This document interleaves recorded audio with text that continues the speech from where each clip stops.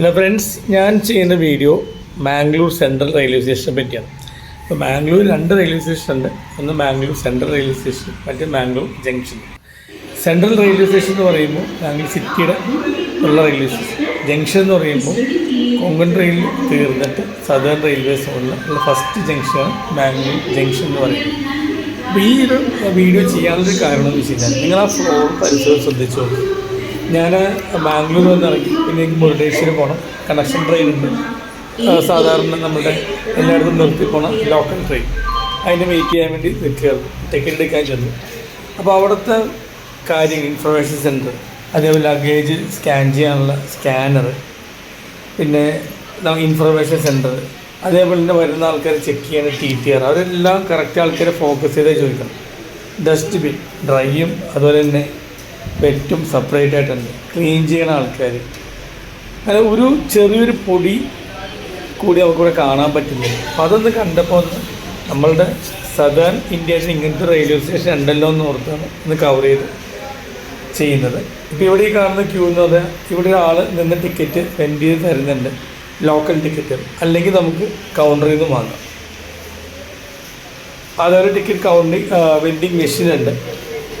പിന്നെ നമുക്ക് ലഗേജ് വെക്കാനുള്ള സൗകര്യങ്ങളുണ്ട്. കൂലി ഒരു ആളെടുക്കാവുന്ന 40 കിലോ, അതിൻ്റെ എത്ര രൂപ വരും, അങ്ങനെ എല്ലാ കാര്യങ്ങളും വളരെ കൃത്യമായിട്ട് അവർ മെൻഷൻ ചെയ്തിട്ടുണ്ട്. ഇതാണ് സെൻട്രൽ സ്റ്റേഷൻ. 5 പ്ലാറ്റ്ഫോം ഉണ്ടെന്നാണ് എൻ്റെ ഒരു അറിവനുസരിച്ച്.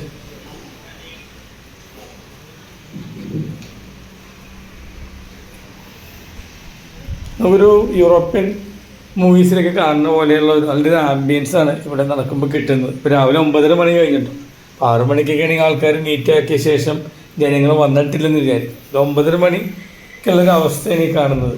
ഇൻഫർമേഷൻ സെൻറ്റർ ആണെങ്കിലും പിന്നെ ഇവിടെ ഒരു 5 മിനിറ്റ് 60 രൂപയോ അങ്ങനെ ഒരു കണക്കനുസരിച്ച് നമുക്ക് ബോഡി മസാജ് ചെയ്യാനുള്ളൊരു ഫെസിലിറ്റി ഇവിടെ ഉണ്ട്. കഫ്റ്റീരിയ നല്ലതാണ്. AC വിശ്രമിക്കുന്ന മുറിയുണ്ട്. മണിക്കൂറിന് 30 രൂപ വെച്ച്. നമ്മൾ ആലുവയിലും എറണാകുളത്തേക്കുള്ള പോലെ ക്ലോക്ക് റൂം ഉണ്ട്.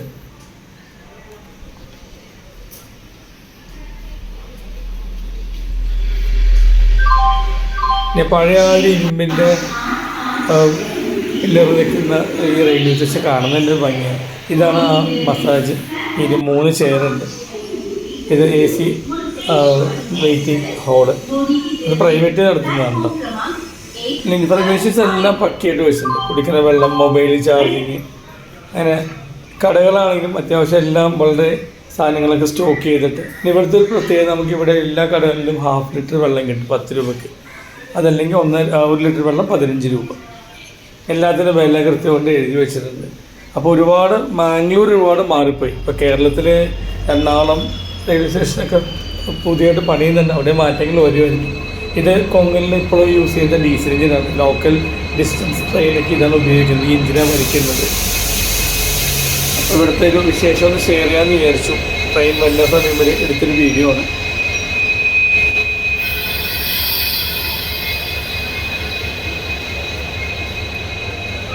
വളരെ മനോഹരമായൊരു സ്റ്റേഷൻ ആയതുകൊണ്ടാണ് ഷെയർ ചെയ്തത്. വീഡിയോ ഇഷ്ടമെന്ന് വിചാരിക്കുന്നു. തരുന്ന സപ്പോർട്ട് നന്ദി. Thank you. ബൈ.